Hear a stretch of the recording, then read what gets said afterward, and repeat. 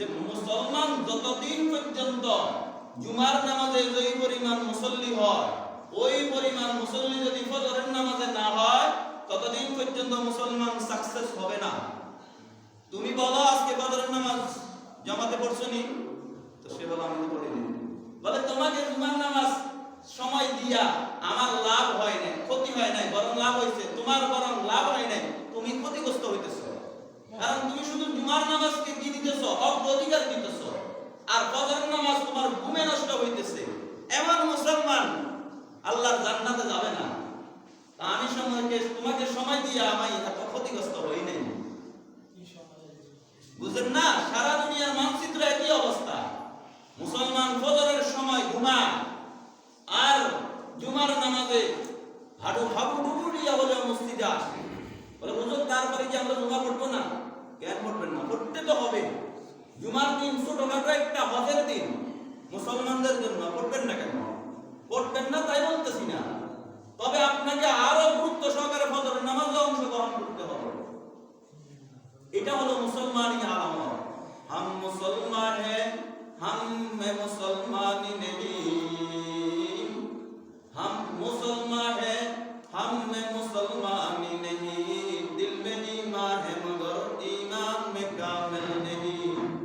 दिल में ईमान है मगर ईमान में कामिल नहीं। আমরা সবাই মুসলমানি দাবি করি কিন্তু আমাদের মধ্যে ঈমান নাই।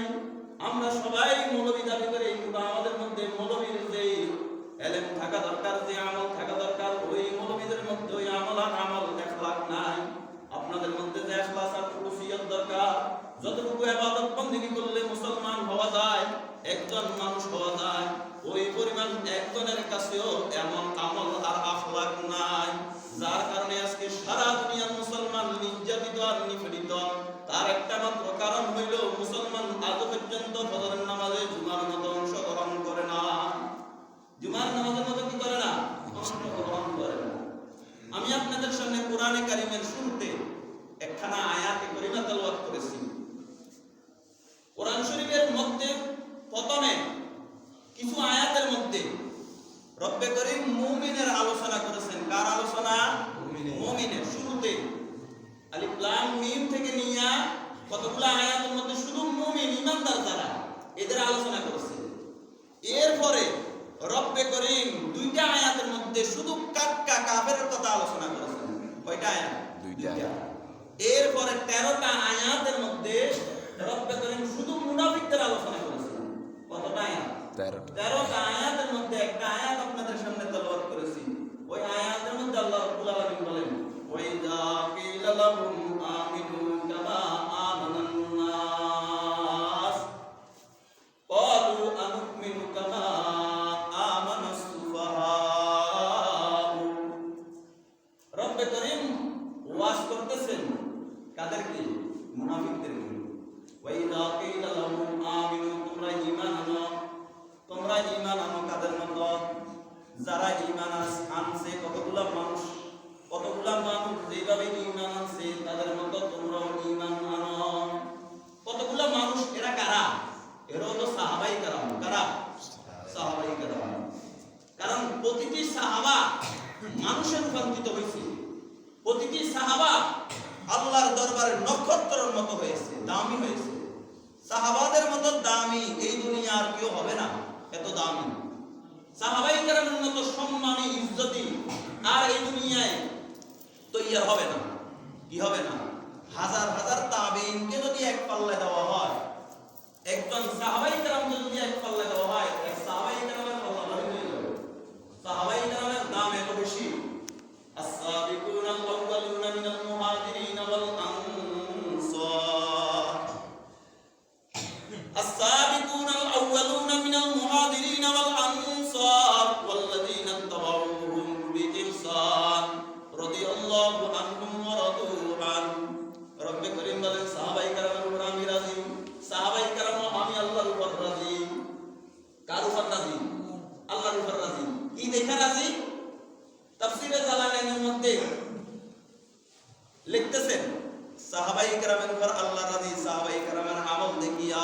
কি দেখিয়া? আমল আখলাক দেখিয়া আল্লাহ রাব্বুল আলামিন সাহাবায়ে কেরামের উপর রাজি। রাদিয়াল্লাহু আনহুম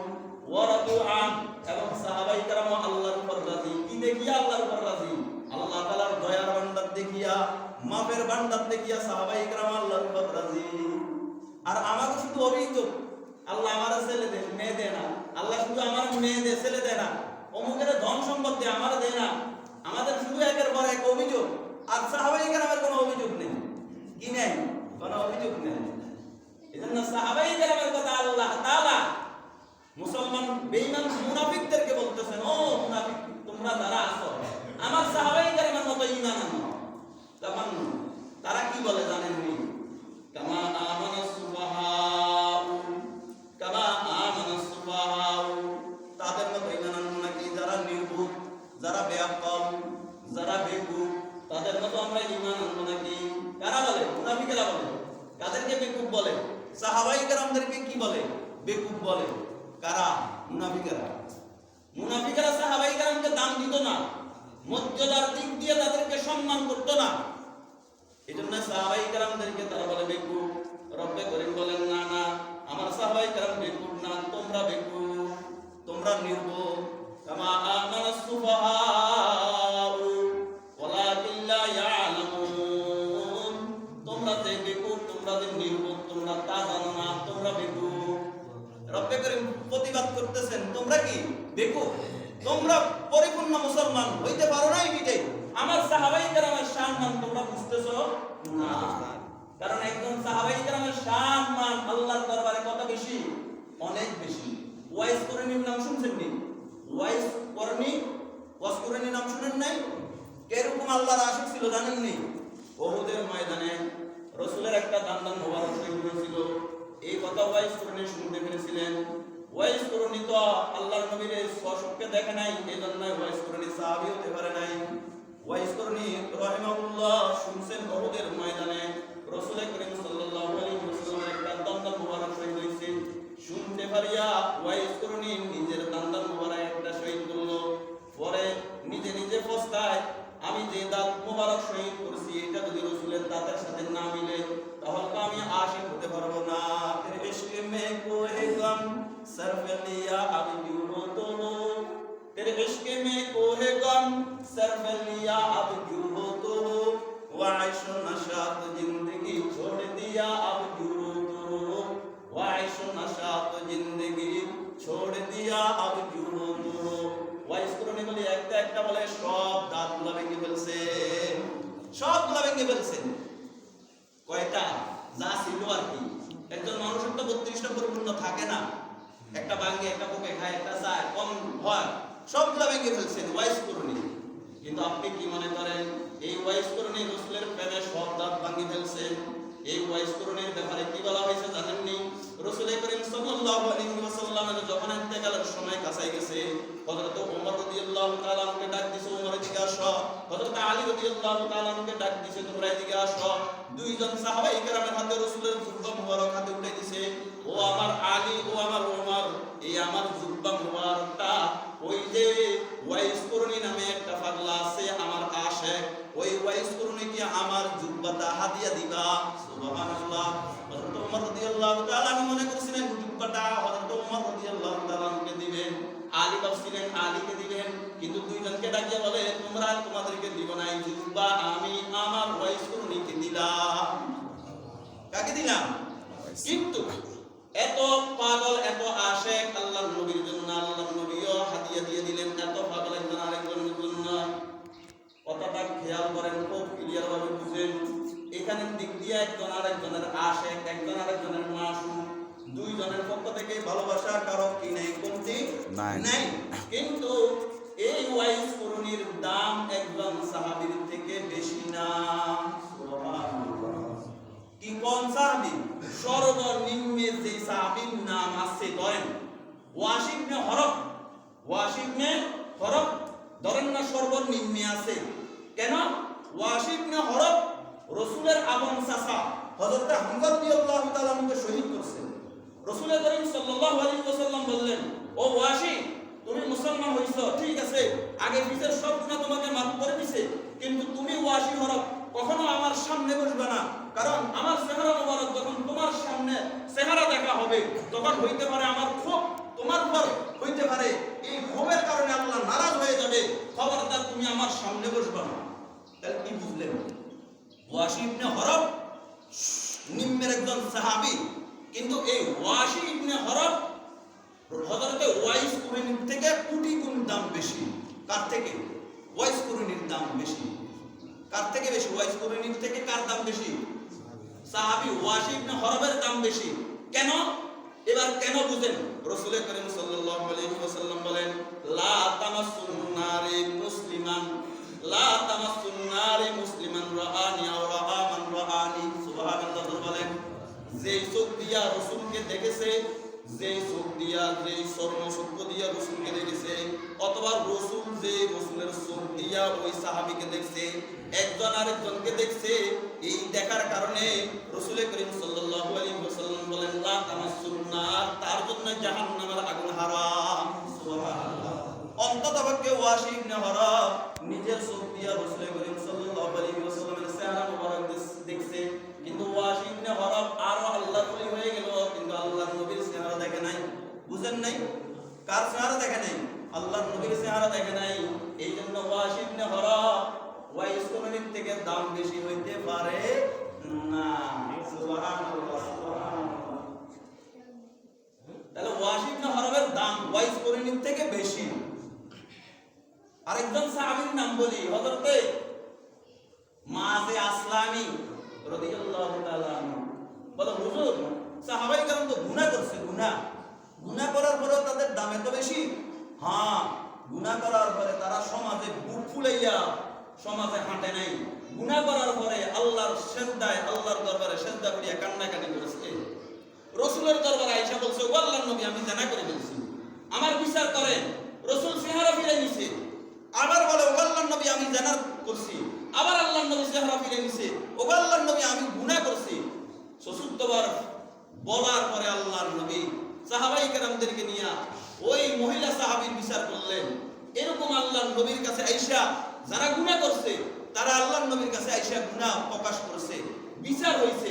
কাউকে শুনিতে দিছে, কাউকে ফতর মারিয়ে নিক্ষেপ করছে, কাউকে এরকম ভাবে হাত কাটি দিছে। গুনাহ করার পরে তারা বসি হয় নাই, কি করে নাই? আল্লাহর দরবারে কান্নাকাটি করছে। মাযে আসলামী রাদিয়াল্লাহু তাআলা আনহু গুনাহ করেছিলেন। গুনাহ কি? গুনাহ আয-যানিয়াতু ওয়াজ-যানি ফাজলিদু কুল্লা ওয়াহিদিন মিয়াতা জালদা। গুনাহ করেছিলেন, জানার গুনাহ। গুনাহ করার পরে মাযে আসলামী রাদিয়াল্লাহু তাআলা আনহু বিচার হয়ে গেল।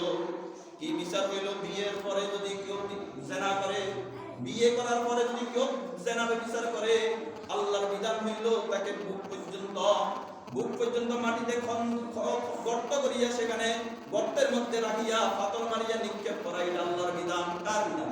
আল্লাহর বিধান। হযরত মাযে আসলামী রাদিয়াল্লাহু তাআলা আনহু আল্লাহর নবীর কাছে এসে বলল, আল্লাহর নবী, আমি জানা করে ফেলছি, সাক্ষী প্রমাণ সব কিছুর সামনে হাজির।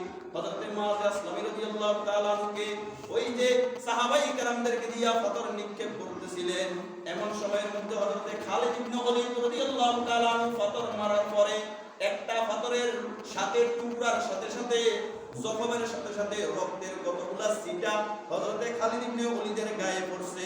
কার? হযরত খালিদ ইবনে ওলীদের গায়ে ছিটকাটা পড়ার পরে এইভাবে নাক ছিটকে নিছে খালিদ ইবনে ওলীদ। ও নাপাক রক্তগুলো আমার শরীরে পড়ছে। কি বলে? নাক ছিটকানি বলে না?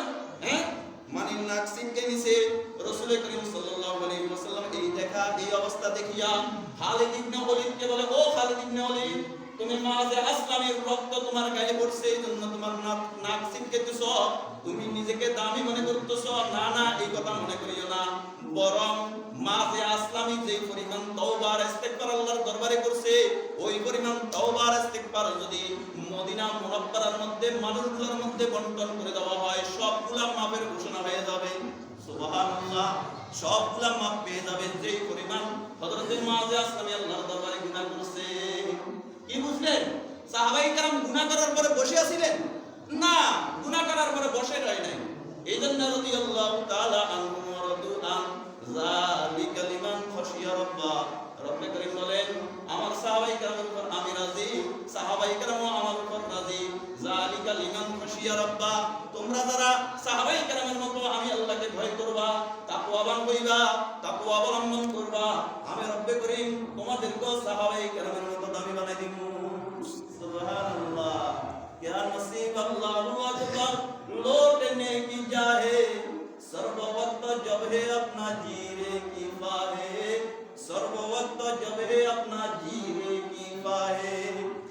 অবস্থা কি? আমাদের অবস্থা কি? আমাদের অবস্থা হইল গুনাহ যদি করতে পারি, একটার পরে আরেকটা সিরিয়াল লাগাই রাখি না, এমন জিন্দেগি থেকে আল্লাহর কাছ থেকে ফানা চাওয়া। গুনার জিন্দেগিটা একটা জিন্দেগি নাকি ভাই? তবে হাদিসে আছে এই জাতি যদি গুনাহ না করতো, আল্লাহ পাক রব্বুল আলামিন এই জাতিকে ধ্বংস করে দিতেন, আরেকটা জাতি বানাইতেন, ওই জাতিকে দিয়ে গুনাহ করাইতেন এবং আল্লাহর দরবারে মাফ চাইতেন, এবং রব্বে করিম বলেন আমি তাদেরকে মাফ করতাম। সুবহানাল্লাহ। কেন? কারণ রব্বে করিমের একটা নাম আছে গফফার। কি আছে? মানে রব্বে করিম মাফ করার শক্তি আছে। তাহলে মানুষ গুনাহ করবে, এটা মানুষের কি খাদ্য, এটা একটা গুণ। মানুষ গুনাহ করবে, তবে গুনাহ করার পরে বসে থাকবে, এটা মানুষের গুণ না। গুনাহ করার পরে আল্লাহর দরবারে হাত তুলবে আর বলবে রব্বানা যালামনা আনফুসানা ওয়া ইল্লাম তাগফির লানা ওয়া তারহামনা লানাকুনান্না মিনাল খাসিরিন। গুনাহ করবে, এটাও মুসলমানের গুণ। গুনাহ করার পরে রব্বে করিমের দরবারে হাত তুলিয়া মাফ চাইবে, এটাও গুণ। আর যদি গুনাহ করার পরে মুসলিম জাতি বসে থাকে আহমকের মতো, বেকুবের মতো, তারা হলো মুনাফিকদের খাসলত, তারা হলো বেঈমানদের খাসলত। রব্বে করিম বলেন এদের জন্য আমি জাহান্নাম নির্ধারণ করে রাখছি, এদেরকে আমি জাহান্নামে নিক্ষেপ করব। সুতরাং তোমরা গুনাহ করে বসার সুযোগ নেই। গুনাহ করার পরে আমি আল্লাহর দরবারে দুই হাত তুলিয়া মাফ চাও। কার কাছে মাফ চাও? আল্লাহর কাছে মাফ চাও। এজন্য এই সপ্তাহের ভিতরে একটা দিন রাখছে জুমার দিন। কি রাখছে? জুমার দিন। অন্ততপক্ষে সপ্তাহে জুমার দিন একটা দোয়া কবুল হয়। কি হয়? যে কোনো মুহূর্তটা হইতে পারে আসরের পর থেকে মাগরিব, হইতে পারে 12:30 থেকে 1টা পর্যন্ত, হইতে পারে 3টা থেকে 4টা পর্যন্ত, হইতে পারে মুয়াজ্জিন যখন আযান দেয় এই আযান থেকে নিয়ে মুয়াজ্জিন আবার যখন খুতবার জন্য আযান দেয়, দুই আযানের মাঝখানে হইতে পারে। এই যে দোয়া করবে এই দোয়া আল্লাহ কবুল করবেন। সুবহানাল্লাহ। আমরা তো দোয়া করি না, আমরা কি ফল? দোয়া করিও না, দোয়া চাইও না। দোয়া চাইতে হবে, দোয়া করতে হবে। আগে একজন আরেকজনকে দেখলেই বলতো হুজুর আমার জন্য দোয়া করিয়ে, হুজুর আমার জন্য দোয়া করিয়ে। আমাদের অবস্থা হইলে একজন আরেকজনের জন্য দোয়াও চাই না, দোয়াও করি না। না, সাহাবায়ে কেরামের গুণ একজন আরেকজনের জন্য দোয়া করতে, একজন আরেকজনের জন্য দোয়া চাইতেন, এটা গুণ। দোয়া চাইতে হবে। দোয়া আদ-দুআ হুয়াল ইবাদা, আদ-দুআ মুখুল ইবাদা। দোয়া এটা একটা সার মর্ম, এটা একটা দামি জিনিস। দোয়া এটা মুগজ। রাসূল বলেন মাথার ভিতরে যেরকম মুগজ দামি জিনিস, ঠিক তেমনি ভাবে ইবাদতের ভিতরে দোয়া এটা দামি জিনিস। সুতরাং দোয়া করতে হবে। এজন্য গুনাহ করার পরে বসে থাকা যাবে না। রব্বে করিম বলেন ইন্নামা ইয়াখশাল্লাহ মিন ইবাদিল উলামা, ইন্নামা ইয়াখশাল্লাহ মিন ইবাদিল উলামা। উলামায়ে কেরাম মানুষদের মধ্যে, আমার উম্মতদের মধ্যে সবচেয়ে আল্লাহকে বেশি ভয় করে। কাকে? আল্লাহকে। কারা? উলামায়ে কেরাম। ইন্নামা ইয়াখশাল্লাহ মিন ইবাদিল উলামা। উলামায়ে কেরাম আমি আল্লাহকে যেই পরিমাণ ভয় করে আর অন্যান্য মানুষ এই পরিমাণ আল্লাহকে ভয় করে না। আর আমরা মনে করি এই সমাজের মধ্যে চরম দুর্ভাগ্যের মানে সর্বনিম্ন শ্রেণী আছে উলামায়ে কেরাম। আমরা তাদেরকে দাম দিই না, মূল্যায়ন করি না। আর রব্বে করিম বলেন আলেম মানুষদের মধ্যে সবচেয়ে দামি মানুষ হলো উলামায়ে কেরাম। আর আমরা তাদেরকে কি করি না? দামি দিই না, ইজ্জত দিই না। রব্বে করিম বলেন আমার মানুষদের মধ্যে যারা আছে তাদের মতো তোমরা ঈমান আনো। মানুষ কারা? ওয়াইজা কিলা লাহুম আমিনু কামা আমানান নাস। কোন মানুষগুলা? যেই মানুষগুলো সাহাবায়ে কেরাম। আল্লাহ রাব্বুল আলামিন বলেন সাহাবায়ে কেরামের মতো ঈমান আনো।